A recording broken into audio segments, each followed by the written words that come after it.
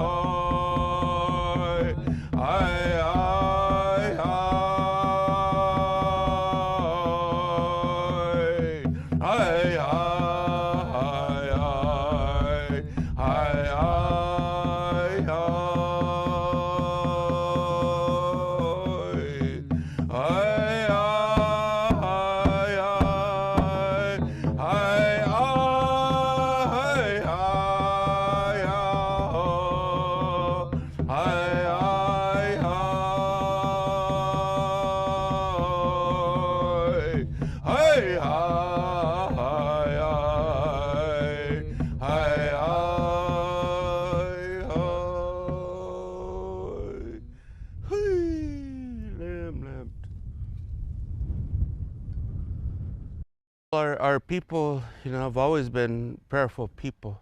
That's just our way of life and our connection through our prayers, which is also through our medicines, our ceremonies, our plants, through our walk on this earth, as caretakers and protectors of the earth.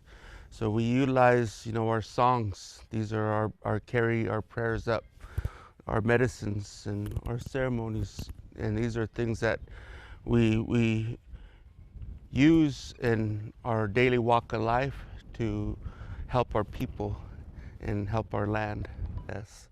And that's what we're doing here is this is the Young Warrior Society. We're building a cultural land camp to encourage, indigenous led land-based education.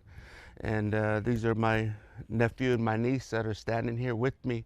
And we're creating education, for our youth. And this is centered around our indigenous culture. And we're very pleased this year that we're going to really move forward with it. So we've fought very hard to maintain our little piece of land because we're going to create development and education for the youth in the schools. You mentioned over the phone that just in the last few days with the wildfire, a lot of your prayer gatherings have been focused on that, protecting people and the earth around us. Can you kind of talk about that a little bit? Well, things are connected. Everything is connected. And through our chapter, through our creation stories, we understand that connection that's been passed down since time immemorial. And these are contained in our responsibilities, to always fortify our relationship to Tamhula, Mother Earth.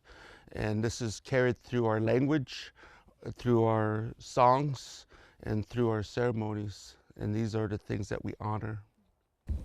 Are you worried about the fire? I understand you had a pretty close call with your own home. Your neighbor's home is lost. I can't imagine what that's been like.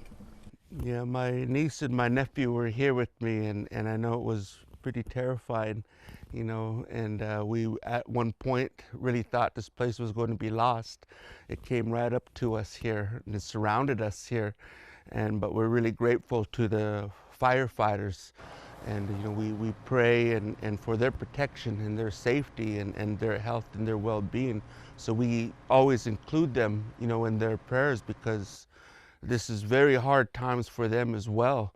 And through my experience, seeing their long hours and time that they have to also be spiritually and mentally well. So these are prayers that we also include them into what we're doing here, as well as all the people who have fear, who've been displaced, and just like our neighbor up there who's going to have to start all over, from nothing, and other neighbors that are up here that also lost everything to these fires. What will you be praying for today? Well, for one, where our prayers are, with this connected to the wind, to the safety and to our people